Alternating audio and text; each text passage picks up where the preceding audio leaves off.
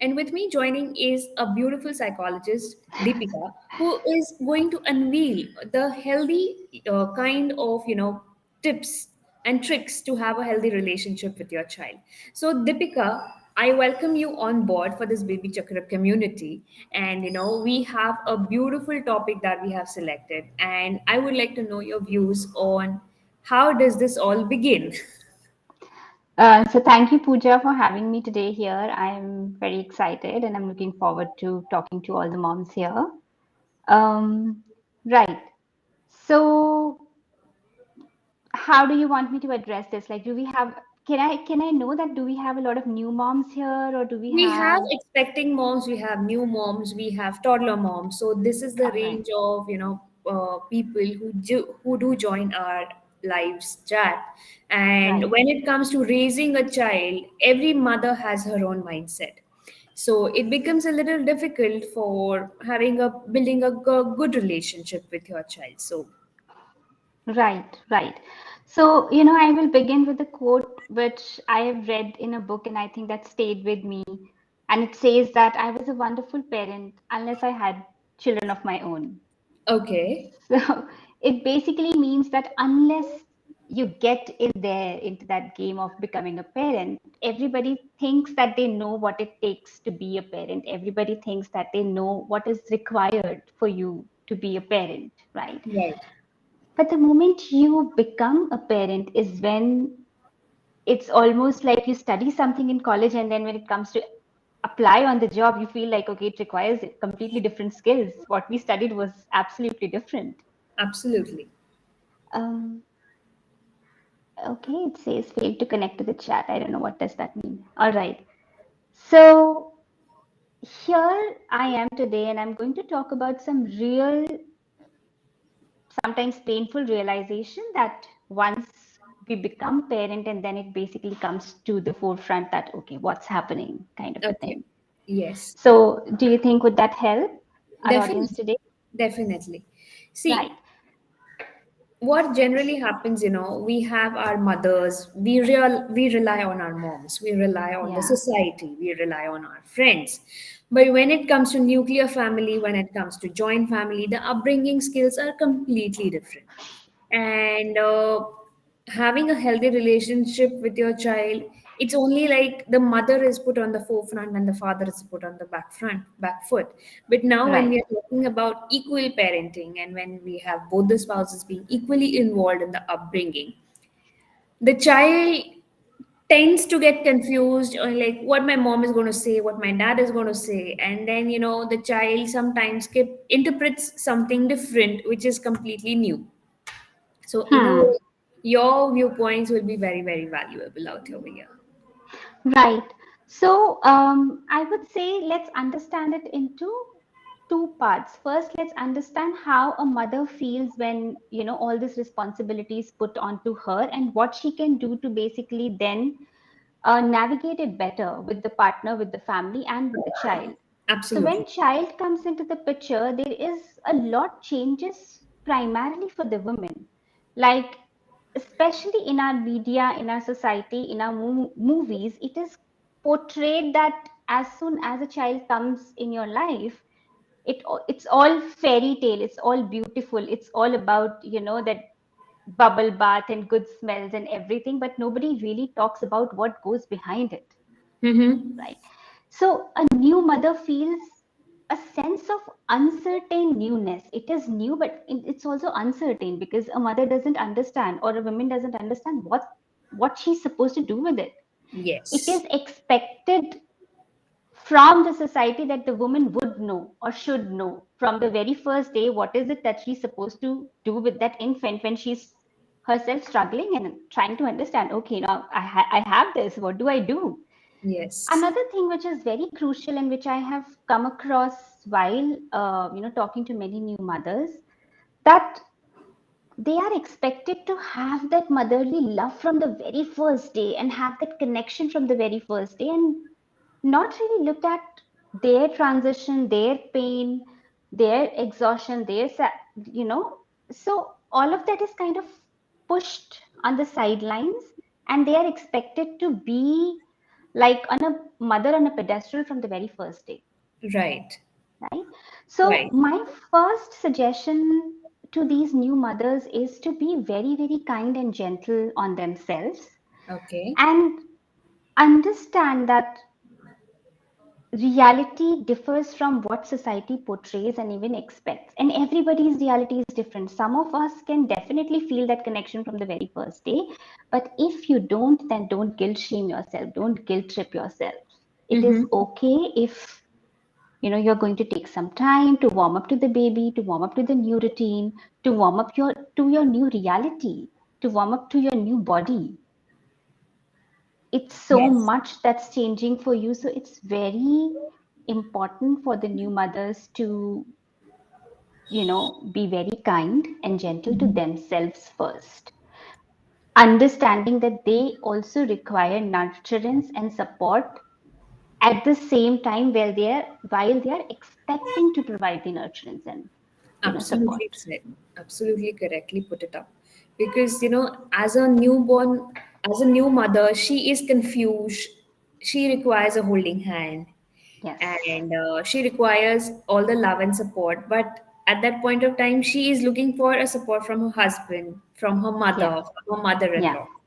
But at the same time, it becomes a little difficult. Whom should she ask for? Because said and spoken is different, and in practicality things are very, very different. So very rightly and aptly put your thought over here. And Right. with this I would just like to ask if the first emotional bonding, many mothers feel like I am still trying to bond with my newborn, and I Right. am still trying to understand that this person is completely dependent upon me. So, what are the steps over here on how should a mother pace into a beautiful bonding with her child? I think that's a very relevant question. And when a new mother realizes that this infant is completely dependent on her, that could be a beautiful and at the same time overwhelming feeling, Yes. right? Um, as you have correctly asked, that whom should the mother ask for support? So I would say that a mother also has to realize whom she has, what kind of connection in the family. Partner Mm-hmm. definitely becomes the first person to reach out. Just in case if we don't know if there are strained relationships, then she also needs to seek out second level or third level support, whether she can reach out to extended family, whether she can reach out to friends. But reaching out for support is very important. Right. It doesn't make you weak, it makes you stronger, it helps you remain sane, it helps you take care of yourself and the baby. Mm-hmm. If you if mothers are looking out or seeking out for support, right? Yes. So it becomes very important to acknowledge what support they need, right? A lot of times what happens regularly with human beings when they are in a position of stress, right, or Mm-hmm. struggling with something, when they reach out for support, the reaching out for support becomes from a place of anger or blame that nobody is supporting me. Rather than that, if mothers can also make this conversation flowing, that okay, I need some support with the baby, or taking care of the baby, or this time of the day because I need some rest, it becomes a positive start as well with the relationships with the new dynamic, Mm-hmm. and doesn't put other people in a position of blame. Because what happens, Pooja, that sometimes in families other people also don't know what to do, because over Yes. generations, especially in India, people have seen women doing it by themselves, whether they are doing it happily, agreeably, or forcefully, or whichever way, it's the seen pattern. Yes. So now, in today's time, when our demands are different, we also need to learn how to put across those demands. You deserve it, you deserve the support, how to ask for it, Right. right? So, the right way of asking support is acknowledging what is it that you're struggling with, what support you need, and asking for it. Mm-hmm. Something very important that I want to point out here, that hiring help. Mm-hmm. Sometimes I've seen parents coming up to me and saying that, it's a big expense, that, we need to hire a nanny or a help for some time. I would also request and urge parents to look at it as an investment as well. I know Correct. it could be a financial toll, but at least for some time, initial period when the baby is too small, look at it as an investment that you're doing for your mental health, emotional health, physical health, and the relationships. Because if everything is too stressed, it Hmm. is going to break at some point, Yes, or it is absolutely. going to take a toll. Absolutely, absolutely. And when we are talking about building up a healthy relationship with your child, a mother Yes, with a support beautifully develops this relationship because she's able to spend time, she's able to spend the very happy moments or the sad moments with the child, and then and then the relationship blossoms into a beautiful, nurturing, budding thing. So over here, I would like to ask you that what are the qualities that a mother looks forward. She has a preconceived notion that I would like my child to do this, to do that, put through many games. There are so many educational things available nowadays, and a mother is very very confused on what would be the best for the child. So over here, for this generation Z, how do we lay down the path when it comes to their upbringing? right. That's like a huge parenting, like a full parenting question that you have asked me. Um, okay, so it's very important for parents to understand that your child is not somebody who you just put out there to compete for everything, right? Do not aim for perfection in your child. Perfection is not peaceful, neither for yourself if you strive to be perfect parents, and nor for the child if you strive to make the child a perfect child, Right. right? That's going to be very overwhelming and stressful for the child and for the parent throughout the journey. It is very important that you understand what is it, your child's aptitude and capabilities, Correct. and then groom the child accordingly. Like, initial years, Pooja, it is absolutely okay for the child to try out multiple things. Like, children will say one day that I'm interested in this, another day they might say I'm interested in this, another day they might say that I'm interested in something else. And Yes. that's a very natural phase of a child growing up, experimenting with different things, and then finally deciding what is it that they want to master in. Correct. And it's important for parents. So the parents' job here is to understand the varied interest of the child and give the child appropriate exposure into that field or to the various field that the child shows interest in before the child finally decide what they want to pursue.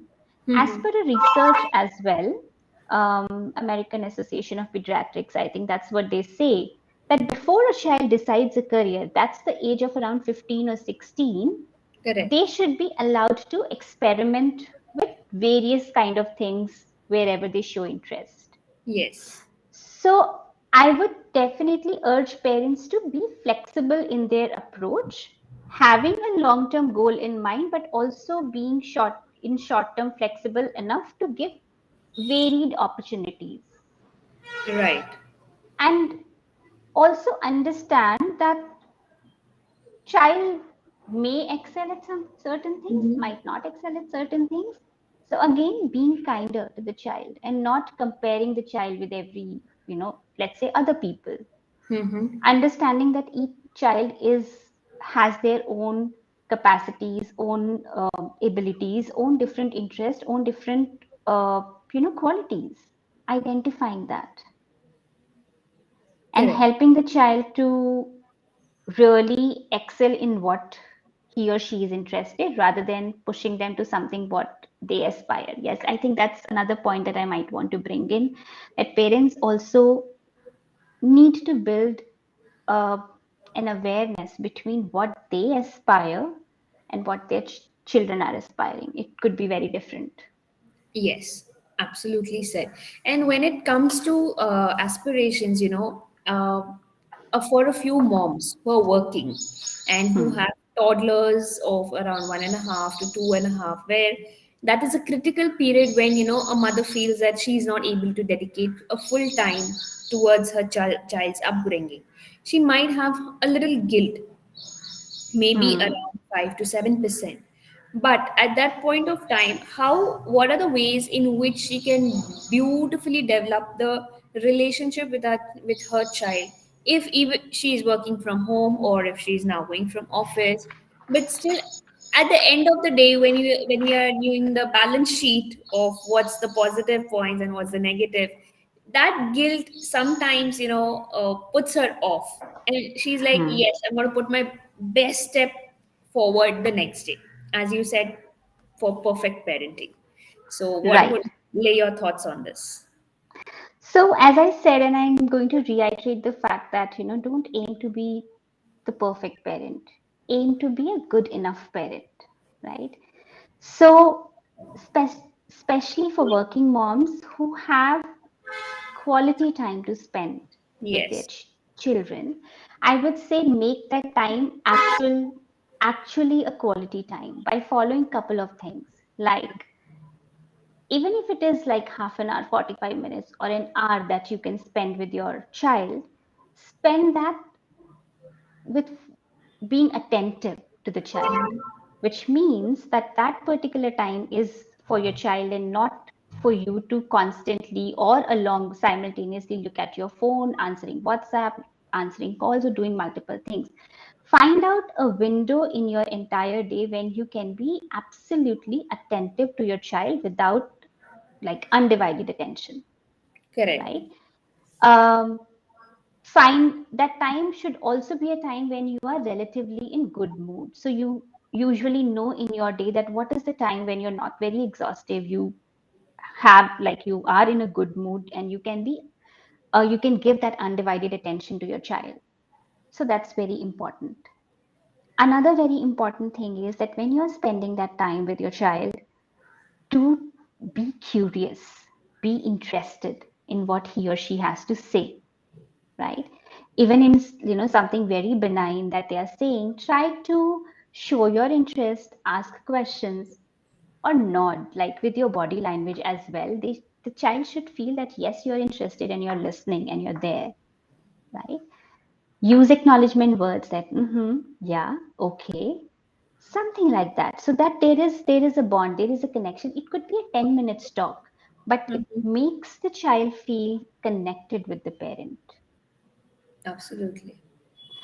So I think that these are the thumb of rules. Be attentive, be available, and always make sure that you use a lot of words or sentences where you tell your child that I know I love you, and whenever you have something or if there is anything, you can always, come to me.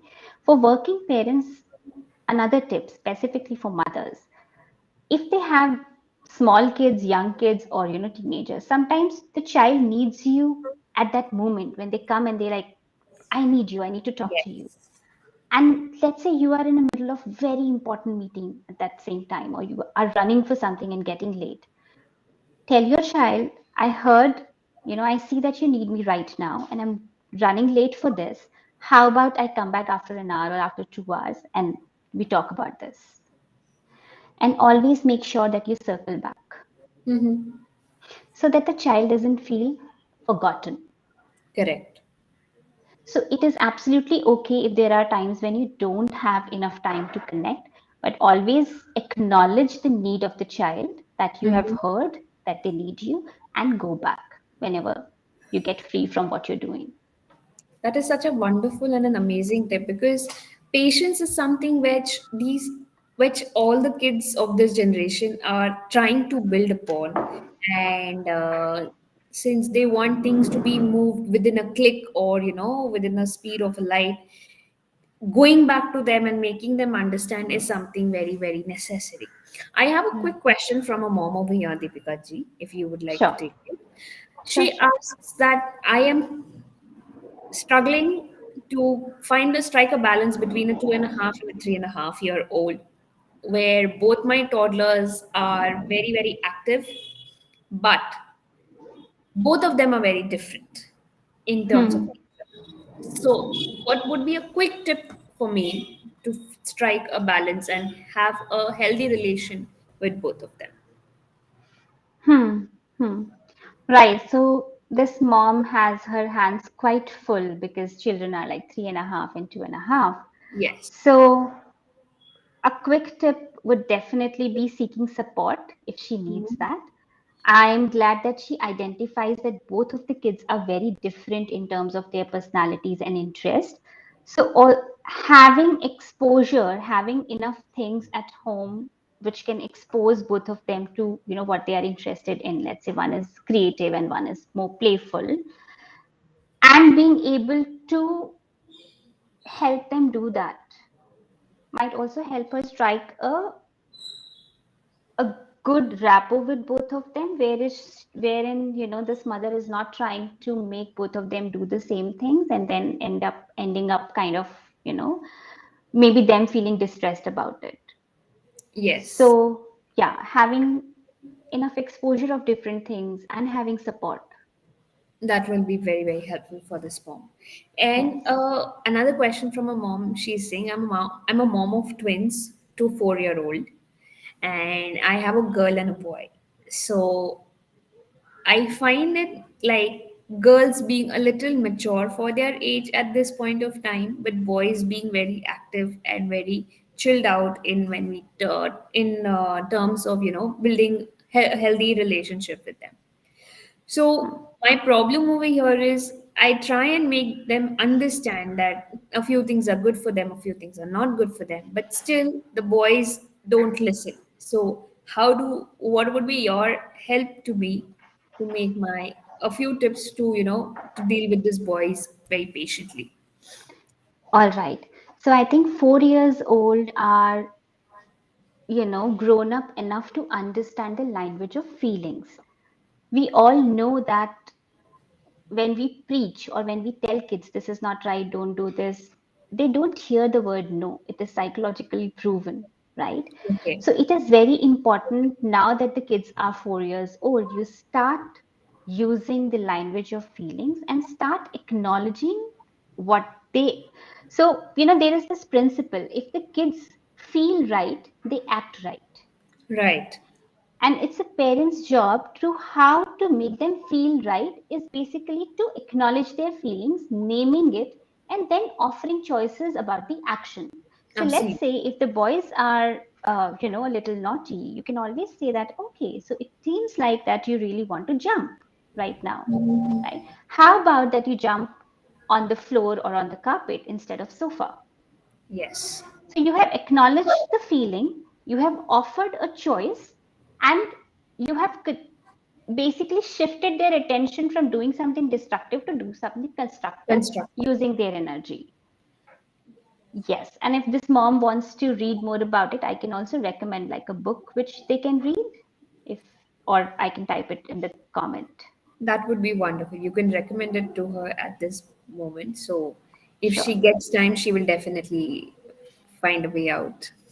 Right, but this is a beautiful and very empowering tool to recognize, say it out loud, offer choices, and control the behavior, because you cannot control the feeling and one must not control the feeling.